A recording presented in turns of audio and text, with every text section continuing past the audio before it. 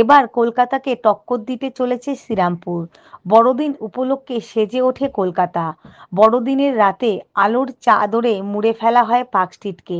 শ্রীরামপুরের ঐতিহ্যবাহী state Olaf church heritage আখ্যা পাওয়ার পর এবার বড়দিন শ্রীরামপুরে টক্কর দেবে কলকাতার পার্ক স্ট্রিটকে। মুড়ে ফেলা হবে আলোর চাদরে। 10 দিন ব্যাপী চলবে নানান অনুষ্ঠান, যেখানে মনোরঞ্জনের জন্য আসবেন সাংস্কৃতিক জগতের স্বনামধন্য বিশিষ্ট ব্যক্তিত্বরা। এই উপলক্ষে শ্রীরামপুর পৌরসভার উদ্যোগে শ্রীরামপুরের ব্যবসায়ীদের নিয়ে একটি মিটিং অনুষ্ঠিত হয়। সেখানে সর্বসম্মতিক্রমে এই সিদ্ধান্ত নেওয়া হয়, ঐতিহাসিক শহর শ্রীরামপুরকে বড়দিন উপলক্ষে অন্য রূপ দেওয়া হবে। সকলের মনোরঞ্জনের জন্য 10 দিন ব্যাপী একটি মেলার আয়োজন করা হয়েছে।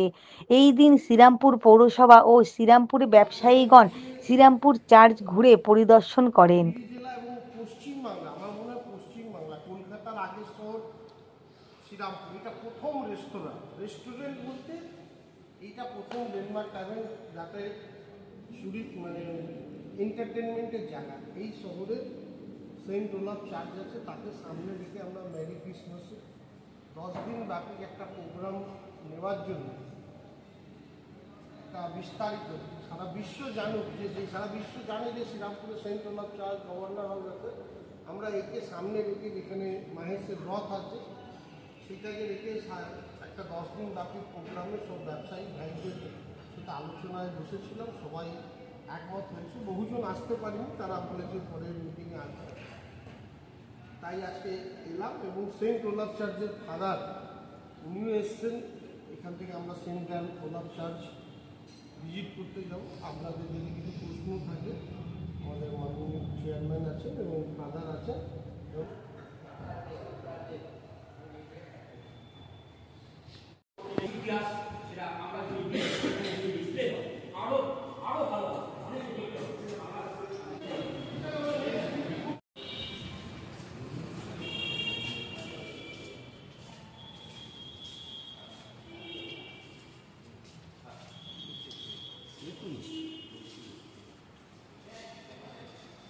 শ্রীরামপুর শহর কলকাতার বহু আগে, 325 বছরের সৃষ্টি হচ্ছে কলকাতা, কিন্তু শ্রীরামপুর তার বহু আগে।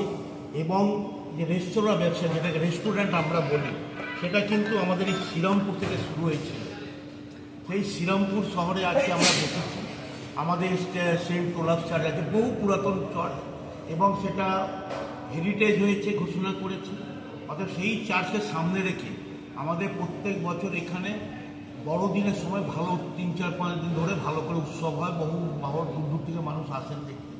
আমরা ভাবছি এটাকে সামনে রেখে আমরা 10 দিন ব্যাপী বড়দিন উৎসব যেটা হয় সেটাকে আমরা, এবং নববর্ষ বাংলা, সেটাকে নিয়ে একটা উৎসব করব। তাই আজকে আশেপাশে যারা ব্যবসায়ী বন্ধুরা আছেন, যারা এখানে করবেন, তাদের প্রত্যেককে আজকে আমরা এখানে ডেকেছি। আজকে আমরা প্রাথমিক আলোচনা করেছি। আর এটা কাউকে কম্পিটিশন করা নয়, পার্সেন্টের মতো তার চেয়ে ভালো আমরা করতে পারি, হয়তো আগামী দিনে ছড়িয়ে যেতে পারি। কম্পিটিশন, আমরা শ্রীরামপুরের উৎপত্তি, এই রেস্তোরাঁ ব্যবসা শ্রীরামপুরের উৎপত্তি। এটা ব্যবসায়ী স্থল, এটা ব্যবসায়িক কেন্দ্র ছিল এই ডেনমার্কের টাইমে। অতএব আমরা এই শহর, ঐতিহাসিক শহরে সেই জিনিসটা আমরা করতে যাচ্ছি। প্রত্যেকের সহযোগিতা চাই। আমরা যারা বন্ধুরা আছে শ্রীরামপুরবাসীর কাছে, প্রশাসনের কাছে এবং মিডিয়া বন্ধুর কাছে চাই, আমরা সহযোগিতা চাই, যাতে আমরা সাকসেস হতে পারি, এটাকে আরও সুন্দরভাবে ছড়িয়ে দিতে পারি শ্রীরামপুর শহরের নাম। আমরা প্রত্যেক বছরই আলোক উৎসবের মধ্যে দিয়ে বড়দিনকে পালন করি।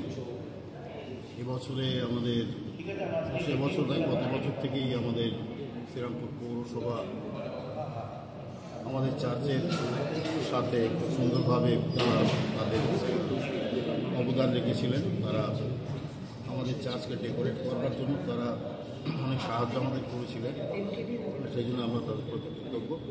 এবং এবছরও আমরা আশা করছি আমরা ঠিক সেইভাবেই এই বড়দিনকে আমরা পালন করতে পারবো। কারণ বড়দিনটা শুধুমাত্র আমাদের জন্য নয়, খ্রিস্টানদের জন্য নয়, বড়দিন সমগ্র বিশ্ব মানবের জন্য।